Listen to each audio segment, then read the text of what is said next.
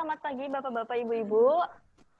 Terima kasih sebelumnya kami ucapkan telah mengikuti Zoom meeting ini dalam rangka sosialisasi PMK 44. Nah, PMK ini kan memang PMK 44 ini tuh baru ya Bapak-Bapak, Ibu-Ibu. Selain baru, kemudian juga implementasinya mungkin terasa cukup sulit karena tidak ada pelayanan tatap muka. Jadi hanya bisa konsultasi lewat chat atau live chat. Nah, kemudian di sini kami memfasilitasi Bapak-Bapak, Ibu-Ibu apabila ingin mengetahui lebih lanjut dan juga ingin konsultasi secara langsung dengan narasumber kita pada pagi hari ini.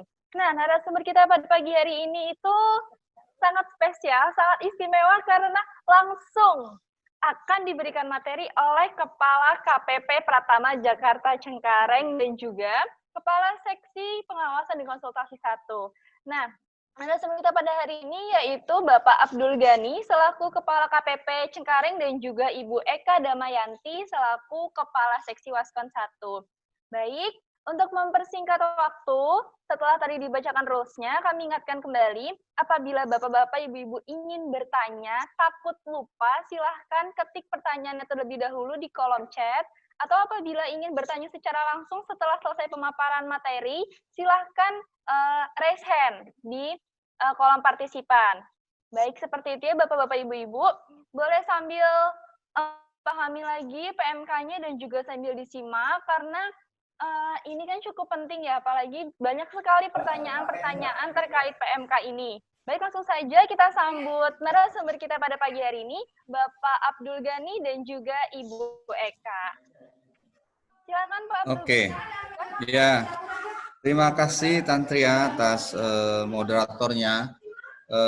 Bapak Ibu sekalian yang saya hormati dan saya banggakan, pertama-tama marilah kita panjatkan puji dan syukur kehadirat Tuhan Yang Maha Kuasa, karena pada hari ini kita masih dalam kondisi sehat walafiat.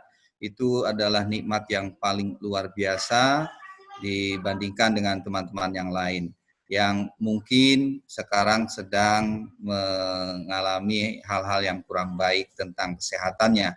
Jadi semoga Bapak Ibu sekalian tetap fight ya, dan tetap semangat dalam berupaya dan berusaha, dan mudah-mudahan usahanya minimal normal, tidak growth, tidak decline, tapi saya harapkan juga malah lebih tumbuh ya. Itu harapan kita semua. Amin ya rabbal alamin. Bapak Ibu sekalian, hari ini saya sengaja mau bertatap muka langsung dengan Bapak Ibu sekalian karena saya juga sudah cukup lama tidak ketemu dengan Bapak Ibu sekalian selaku ya pahlawan dari kami lah KPP Jakarta Cengkareng yang sudah memberikan kontribusi penerimaan pajaknya, dan saya berharap kondisi yang sulit ini pun tidak menyurutkan semangat Bapak Ibu dan korporasi untuk memberikan kontribusi kepada negara, karena memang negara sedang membutuhkan dana yang cukup besar. Apabila kita memang shortfall dari sisi penerimaan pajak, maka ya satu-satunya jalan adalah menerbitkan surat utang, dan itu memberikan konsekuensi yang menurut saya tidak lebih baik karena akan menambah surat utang kita.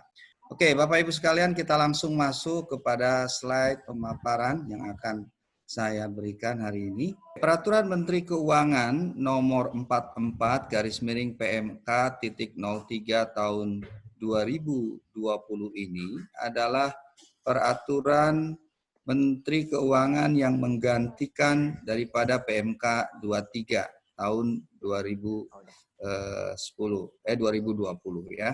Jadi agendanya pertama akan bercerita mengenai latar belakang, kemudian fasilitas apa yang ada di pajak penghasilan, kemudian fasilitas apa yang di PPN, dan terakhir mungkin nanti ini penutup dan sesi tanya jawab. Nah, Bapak Ibu sekalian, kenapa peraturan Menteri Keuangan ini dikeluarkan? Ini sebenarnya dalam rangka untuk segera mengimplementasikan apa yang disampaikan oleh Presiden Jokowi yang mengatakan bahwa diperlukan penyelamatan, diperlukan stimulus ekonomi yang menyentuh sektor-sektor yang paling terdampak, Sektor real ini menyerap banyak tenaga kerja dan kita harapkan mereka mampu bertahan dan tidak melakukan PHK.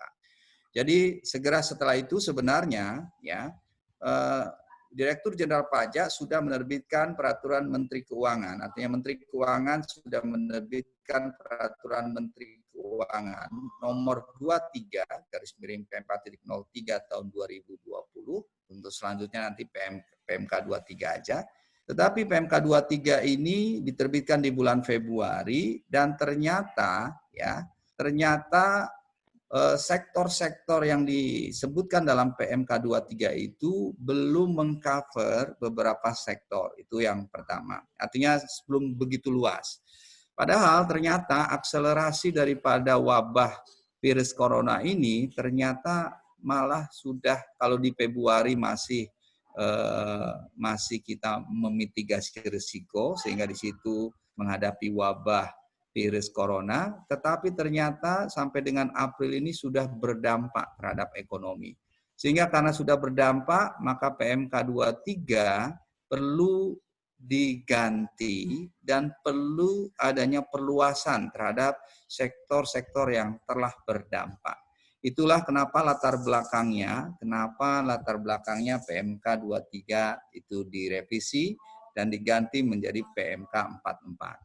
Kalau kita berbicara dunia bisnis sekarang yang katanya mengatakan ada era disrupsi ya, yang dulu Bluebird hebat sekali, perusahaan taksi hebat sekali, tapi sekarang ternyata kalah dengan Gojek, Gokar, Uber dan lain sebagainya sama ternyata.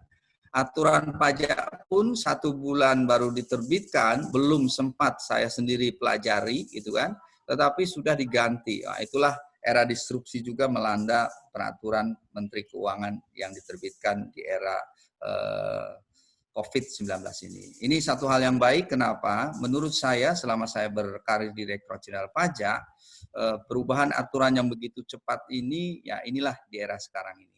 Jadi Bapak Ibu sekalian, sekarang pertanyaannya adalah apa saja ya fasilitas yang diberikan dalam peraturan Menteri Keuangan nomor 44. Nah, ada 5 fasilitas yang diberikan dalam peraturan Menteri Keuangan nomor 44. Yang pertama adalah PPh 21 ditanggung pemerintah. Ini juga di PMK 23 sudah ada.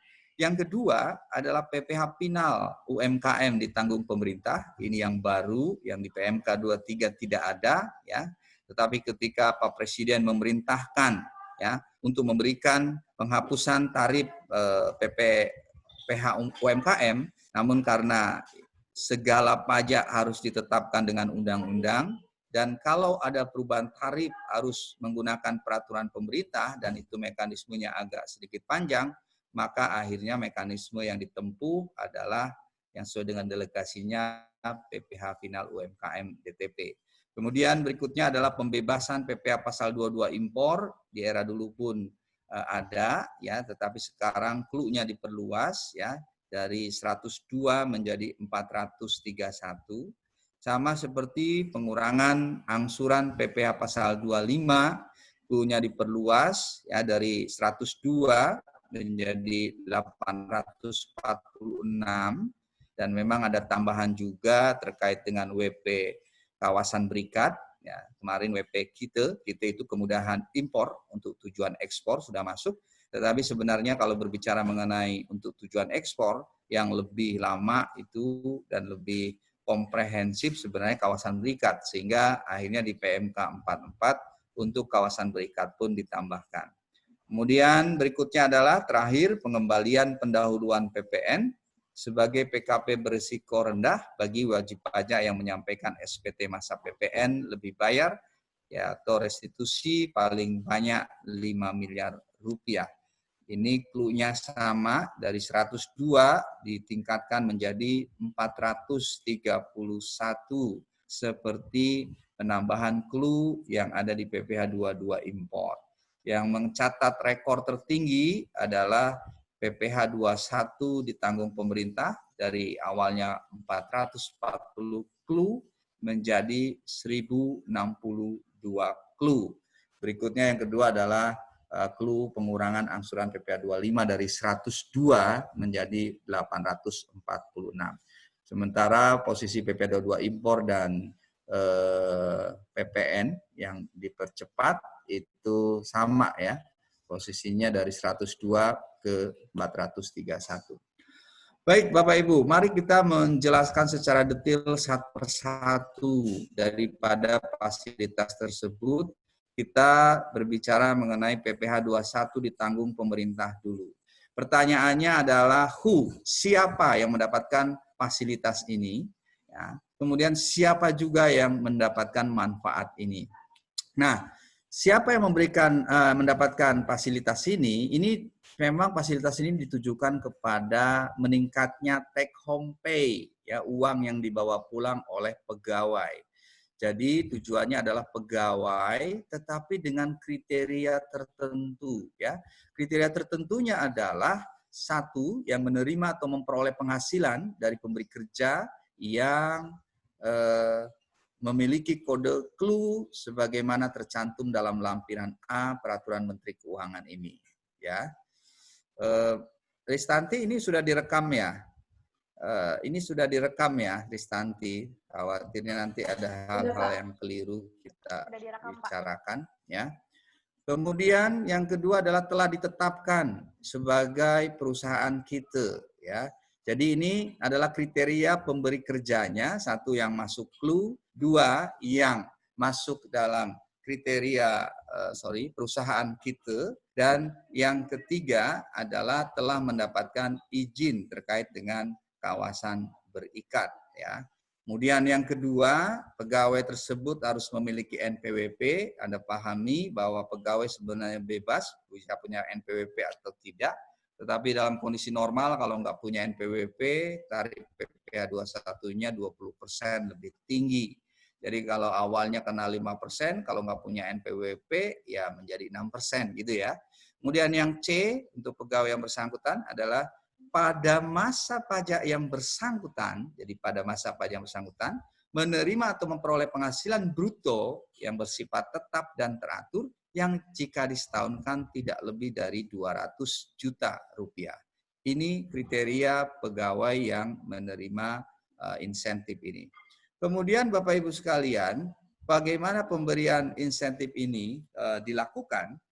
Jadi pemberian insentif mekanismenya adalah PPh 21 yang biasanya menggerus dalam kondisi normal ya Bapak Ibu sekalian, menggerus take home pay daripada pegawai itu sekarang ditalangi oleh perusahaan, ditalangi oleh pemerintah, dibayari oleh pemerintah. Dan nanti PPh 21 yang ditalangi oleh pemerintah itu dibayarkan oleh pemberi kerja secara tunai, ya, pada saat pembayaran penghasilan kepada pegawai, gitu ya. Kemudian dikecualikan dari insentif PPh pasal 21 DTP dalam hal penghasilan pegawai berasal dari APBN atau APBD yang telah ditanggung pemerintah. Ini maklum lah. Karena Bapak Ibu sekalian, untuk pegawai negeri sipil ya yang memang sebagian besar penghasilannya belum terlalu baik seperti Bapak Ibu sekalian, ya mungkin pegawai negeri sipil ya penghasilannya 3, ya tanggal 3 sudah koma gitu kan, tapi Bapak Ibu kan 35, ya tanggal 35 kan nggak ada ya. Jadi makanya untuk PNS sebenarnya gajinya sudah mendapat fasilitas DTP dengan peraturan pemerintah nomor 80 ya. Jadi yang sudah mendapat fasilitas ini tidak perlu lagi diberikan fasilitas di PMK 44. Kemudian berikutnya periode mana saja ya PPh 21 yang diberikan fasilitas, yaitu masa pajak dari April sampai dengan September. Khusus untuk masa pajak April ya. Jadi 6 bulan ya Bapak Ibu, April sampai September itu 6 bulan. Khusus untuk masa pajak April, karena memang aturan ini baru dikeluarkan pada akhir April dan baru disosialisasikan sekarang, maka pemberitahuan untuk mendapatkan fasilitas ini boleh disampaikan paling lambat tanggal 20 Mei tahun 2020.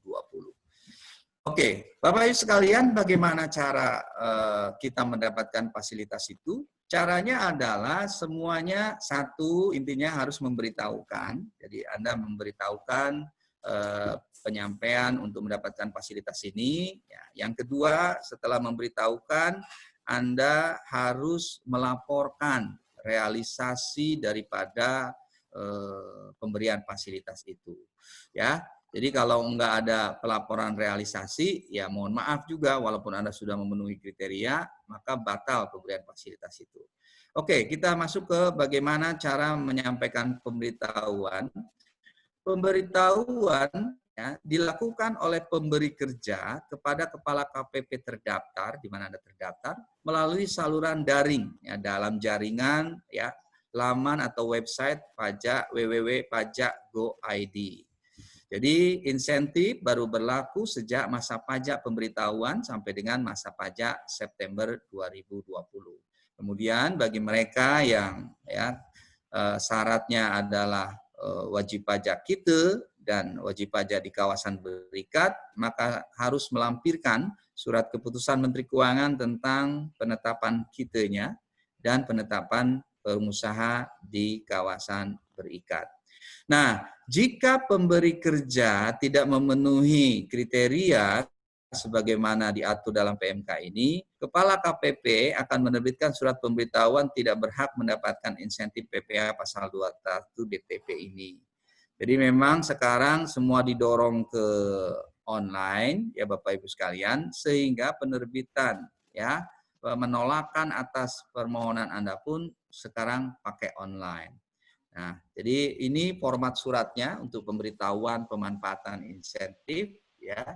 Dan Anda pun bisa melihatnya di PMK 44 juga.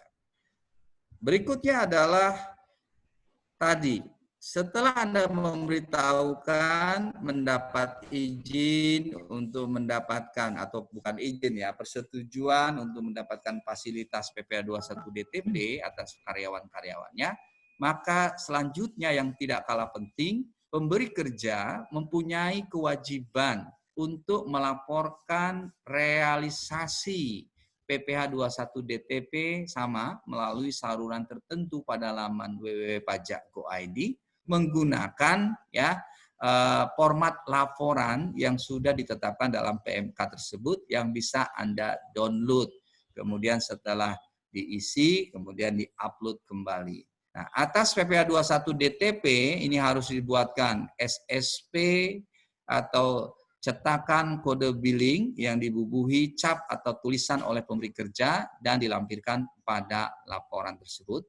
Dan laporan beserta lampiran tersebut disampaikan, ini reguler, paling lambat tanggal 20 bulan berikutnya setelah masa pajak yang bersangkutan.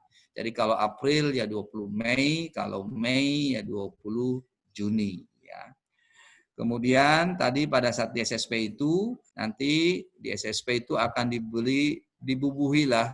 Saya pikir kalau Bapak Ibu sering berkecimpung di dunia pajak, dibubuhi dengan kata-kata PPh pasal 21 ditanggung pemerintah X PMK nomor 44 / PMK.03 tahun 2020. Atau untuk mereka yang menyampaikan SPT-nya melalui ISPT, maka pada saat Anda mengisi berapa PPh 21 terutang itu kan harus dibayar Bapak Ibu ya. Dengan uang tentunya, tidak hanya e-billing aja, kalau nggak ada uangnya ya percuma. Jadi nanti uang itu akan dibayarkan ke bank, nanti Bapak Ibu dapat bukti NTPN ya, NTPN. NTPN-nya karena di sini tidak terbayar oleh Bapak Ibu sekalian ke bank, ditulis 9999 sesuai dengan jumlah kode digit daripada NTPN pada umumnya plus jumlah rupiah yang PPh 21-nya ditanggung pemerintah. Berikutnya adalah kita masuk ke fasilitas yang kedua untuk PPh, yaitu PPh final UMKM ditanggung pemerintah. Sebenarnya kita tidak mengenal istilah UMKM, tetapi karena memang di pasaran sebutannya sudah aware adalah UMKM. Tapi kalau dari bahasa daripada PP nomor 23 tahun 2018 itu adalah pengusaha yang jumlah peredaran brutonya ya, mencapai jumlah tertentu ya dan dikenai PPh final. Nah, ini yang menerima insentif adalah wajib pajak yang jumlah peredaran brutonya sampai dengan ya 4,8 M dan dikenai final menurut PP 23 tahun 2018. Dulu waktu kita belajar PP 23 2018 ada juga tuh yang dikecualikan dari ini, yaitu WP-WP yang walaupun omsetnya di bawah 4,8, tetapi mungkin sudah dikenakan PPh final dengan rejim peraturan pemerintah yang lain. Contohnya, yang bergerak di bidang pengalian tanah dan bangunan, kan sudah dikenakan PPh final lain. Kemudian contohnya persewaan ruangan, kalau omsetnya di bawah 4,8 juga sudah dikenakan yang lain. Termasuk tenaga profesional, ya, tenaga ahli, itu juga sudah dikenakan yang lain, gitu ya. Nah, kecuali kalau belum dikenakan itu, ya dikecualikan dari PP 23 masuk di sini. Kemudian yang kedua adalah memiliki surat keterangan berdasarkan PMK 44 garis miring PMK 03 tahun 2020 tadi ya, surat keterangan persetujuan dari Kepala KPP bahwa Anda mendapatkan fasilitas ini. Kemudian yang ketiga, C, ini adalah menyampaikan laporan realisasi PPh final ditanggung pemerintah paling lambat tanggal 20 setelah berakhirnya masa pajak. Jadi Bapak Ibu sekalian, surat keterangan itu bahwa Anda berhak mendapatkan fasilitas tidak serta-merta Anda menjadi dapat fasilitas, tetapi harus bersamaan juga diikuti laporan realisasi. Ya. Nah, Bapak Ibu sekalian, seperti kita ketahui bahwa pembayaran PPh final ya berdasarkan PP 23 tahun 2018 itu ada yang dibayar sendiri, ada yang dipotong atau dipungut pihak lain. Kalau pemberi penghasilan kepada PP 23 ini adalah pemotong atau pemungut pajak ya. Dua-duanya sama akan dipotong dan dipungut 0,5% dari nilai pengadaan barang atau pengadaan jasa kalau Anda mendapatkan fasilitas PP 23 yang kena PPh final tadi ya. Jadi, nah ini menarik Bapak Ibu sekalian. Selama ini kalau dibayar sendiri pakai SSP sendiri, ya. Kemudian kalau dipotong oleh pihak lain kan menggunakan bukti pemotongan dari pihak lain. Tetapi sekarang ya SSP ini hanya dibuat oleh pemotong dan pemungut pajak. Nah, sebagai contoh nih, Anda adalah vendor atau supplier barang ke instansi pemerintah, ya. Ketika Anda dapat surat keterangan kena PP 23 tahun 2018, artinya kena PPh final UMKM, maka ketika tunjukkan surat keterangannya ya kepada instansi pemerintah untuk pengadaan ATK misalnya, Pak, saya ini UMKM nih, ini ada surat keterangannya. Maka dia tidak memotong PPh 22 1,5%. Tapi memotongnya 0,5%. Dan nanti dia akan berikan bukti potong kepada kita. Nah, untuk omset dari penjualan itu kan tidak perlu disetor oleh pengusaha di sini, ya, karena sudah dipotong oleh pihak lain. Nah, sekarang untuk yang disetor sendiri tidak perlu bikin SSP, tetapi untuk yang dipotong atau dipungut pihak lain pemotong tadi harus membuat SSP dan SSP-nya dicetak, dicap ya, dan kode billingnya dicap dengan kata-kata PPh final ditanggung pemerintah X PMK nomor 44 tahun 2020. Nah, sama mengenai periode pemberian fasilitas ini, maka PPh final ditanggung pemerintah ini berlaku 6 bulan ke depan, mulai masa pajak April sampai dengan September. Nah, teman-teman sekalian, kalau Anda berada posisi pemotong, kemudian Anda menggunakan atau membeli barang dari perusahaan UMKM yang dulu kena PPh final, maka Anda untuk membuat SSP ya, SSP dan cetakan kode billing yang dicap ini, apakah dia benar mendapatkan fasilitas ini harus konfirmasi dokumen ya ke login DJP, nanti ada ke konfirmasi dokumen ya. Itu Bapak Ibu sekalian. Oke, next. Nah, pengajuan permohonan sama Bapak Ibu sekalian seperti yang lain disampaikan secara daring kepada Direktur Jenderal Pajak melalui Anda masuk ke KSWP itu, masukkan login Anda di Pajak.go.id, kemudian masuk ke surat keterangan PP 23 dan dalam jangka waktu tertentu akan diterbitkan surat keterangan oleh kantor pajak melalui daring juga ya, dan itu berlaku sejak masa yang bersangkutan. Next.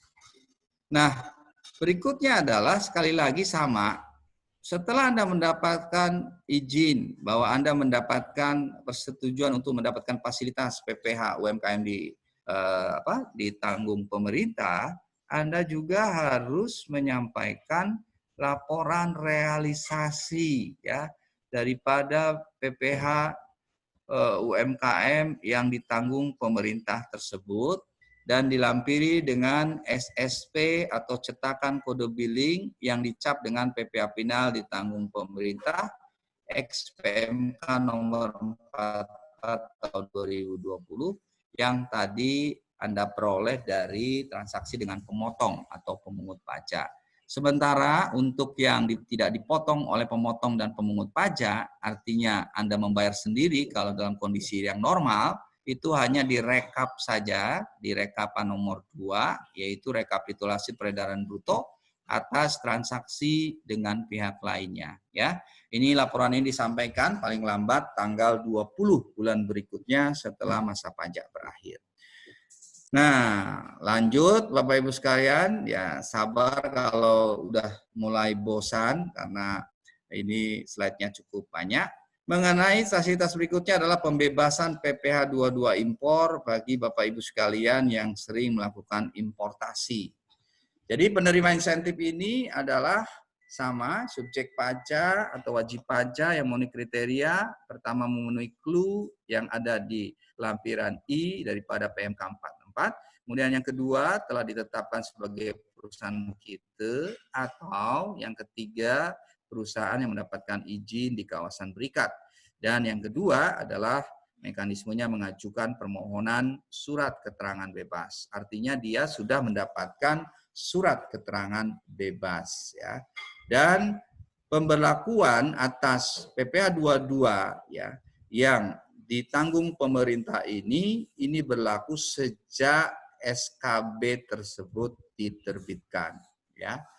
Jadi mekanismenya gimana pengajuan SKB-nya? Sama, diajukan melalui saluran daring www.pajak.go.id.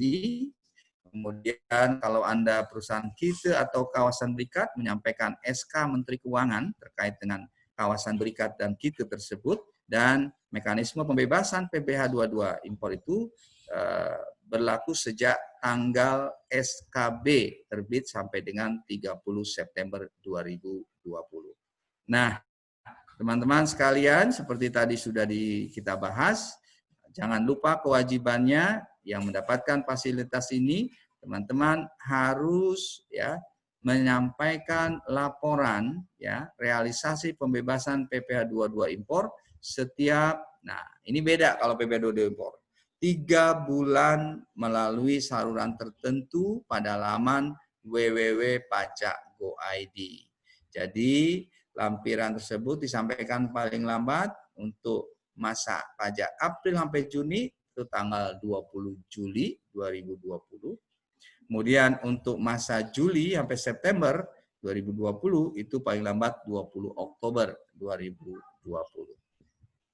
Nah, sekarang masuk berikutnya ke insentif PPh terakhir untuk PPh, yaitu pengurangan angsuran PPh pasal 25 ya sebesar 30%. Siapa yang menerima insentif ini? Sama seperti yang lain yang memenuhi clue yang ada di lampiran N PMK 44, perusahaan kita dan kawasan berikat, serta yang kedua adalah menyampaikan pemberitahuan pengurangan sebesar 30% dari angsuran PPh pasal 25 yang seharusnya terutang. Sekali lagi, memang tadi saya belum lupa menyampaikan bahwa clue yang menjadi patokan apakah masuk dalam kriteria PMK ini adalah clue yang Anda sampaikan di SPT tahun 2018 ya. Nah, ini pemberitahuan pengurangannya ya, sama disampaikan melalui daring, formatnya sudah ditetapkan secara standar oleh PMK 44 dan pengurangan ini berlaku sejak masa pajak pemberitahuan sampai dengan masa pajak September 2020. Khusus untuk masa pajak April yang barangkali ya sudah agak terlambat karena Anda mungkin pemahamannya baru. Saya pikir sih di era sekarang walaupun belum ada sosialisasi sudah cepat ya beredar peraturan Menteri Keuangan atau slide dari kantor pusat Direktorat Jenderal Pajak. Tapi kalaupun Anda belum aware, belum ngeh, Anda bisa menyampaikan untuk April ini paling lambat tanggal 15 Mei tahun 2020.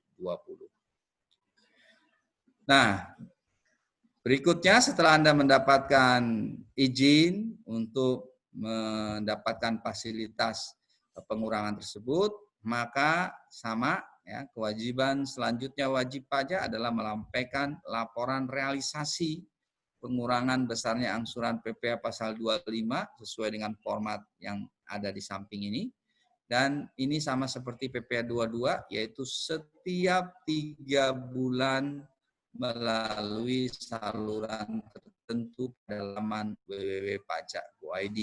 Periodenya sama tadi Bapak Ibu sekalian, 20 Juli 2020 dan 20 Oktober 2020 ya untuk masing-masing periode yang disebutkan di atas. Yang terakhir, ini mungkin yang ditunggu-tunggu, mungkin karena bukan ditunggu-tunggu isinya, mungkin ditunggu-tunggu jam berapa selesainya karena sudah bosan mendengarkan saya berbicara banyak ya. Yaitu mengenai pengembalian pendahuluan PPN ya sebagai insentif untuk membantu cash flow dari para pengusaha yang SPT-nya lebih bayar. Jadi Bapak Ibu sekalian, siapa yang mendapatkan fasilitas ini? Yang mendapatkan fasilitas ini adalah pengusaha kena pajak yang memenuhi kriteria.